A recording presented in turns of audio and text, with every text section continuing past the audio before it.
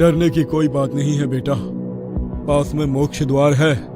तो कभी कभार आत्माएं भटकती हुई तुम्हें दिख सकती हैं, लेकिन उनके डर को अपने ऊपर हावी मत होने दो।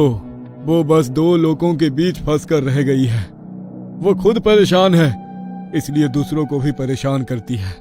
लेकिन तुम चिंता मत करो, मैंने पूरे घर को शुद्ध कर दिया है, तो अब ऐसा कुछ नहीं होगा। बस एक बात याद रखना कि रात के समय घर से बाहर मत निकलना, मतलब कि अपनी बालकनी में या छत पर मत जाना।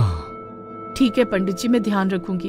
और हाँ बेटा, मैंने बाहर गैलरी में रेलिंग पर एक रक्षा सूत्र बांधा है, तो उसका ध्यान रखना वो खुलने ना पाए।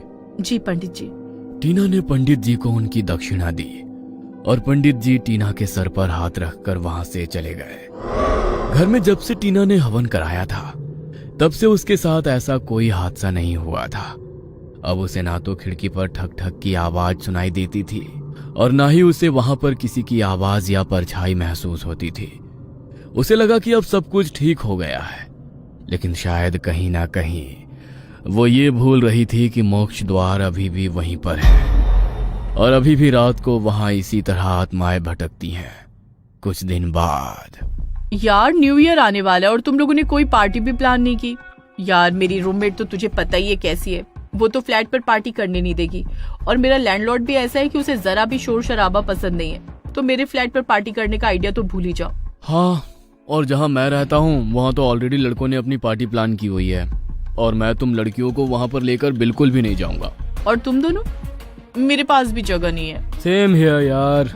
लेकिन तुम तो अकेली रहती हो ना टीना, तुम्हारे घर में तो हम लोग आराम से पार्टी कर सकते हैं, कोई डिस्टर्ब भी नहीं करेगा। हाँ, लेकिन मैंने इसलिए नहीं कहा कि कहीं तुम लोग बोलो कि तुम्हारा घर मोक्ष द्वार के पास है तो हम लोग नहीं आएंगे, वरना मुझे कोई प्रॉब्लम नहीं है, आ जाओ तुम लोग। तो फिर डन करते हैं, टीना के घर पर न्यू ईयर की पार्टी करते हैं। हाँ, सब लोगों ने टीना के घर पर न्यू ईयर की पार्टी करने का प्लान किया।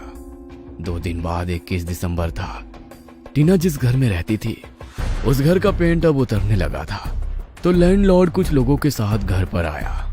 टीना, 2 दिन बाद न्यू ईयर है तो मैंने सोचा घर को बाहर से थोड़ा पेंट करवा देता हूँ।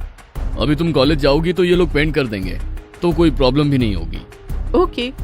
टीना कॉलेज चली गई और उन लोगों ने बाहर बांबू बांधकर पेंट करना शुरू कर दिया।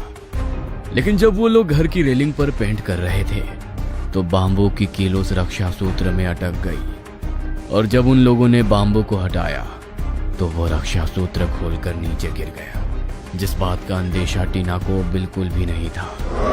2 दिन बाद साल का आखिरी दिन था, 31 दिसंबर की रात। लगभग 10 बज रहे थे। टीना घर पर अपने फ्रेंड्स के आने का इंतजार कर रही थी और किचन में उनके लिए कुछ स्नैक्स रेडी कर रही थी। तभी घर की डोरबेल बजी। लगता है सब लोग आ गए। टीना नीचे जा ही रही थी कि तभी फिर से डोरबेल बजी। अरे आ रही हूँ। टीना ने जल्दी से गेट खोला तो सामने कोई नहीं था, तो वो थोड़ी डर गई। उसने तुरंत ही दरवाजा बंद कर लिया। उसकी सांसें तेज हो गई। उसकी आंखों के सामने अचानक वही रात आ गई। वो सहमी सी वहीं खड़ी थी कि तभी फिर से डोरबेल बजी। डर के मारे टीना की हिम्मत नहीं हो रही थी कि वो दरवाजा खोले। 2-3 बार डोरबेल बजी, लेकिन टीना ने दरवाजा नहीं खोला। तभी बाहर से आवाज आई। अरे तुम क्या कर रही हो यार, दरवाजा क्यों नहीं खोल रही हो? पूरी रात हमें बाहर खड़े रखने का इरादा है क्या? वृंदा की आवाज सुनकर टीना की जान में जान आई। उसने झट से दरवाजा खोल दिया। उसके दोस्त अंदर आए और टीना उन्हें ऊपर लेकर चली गई।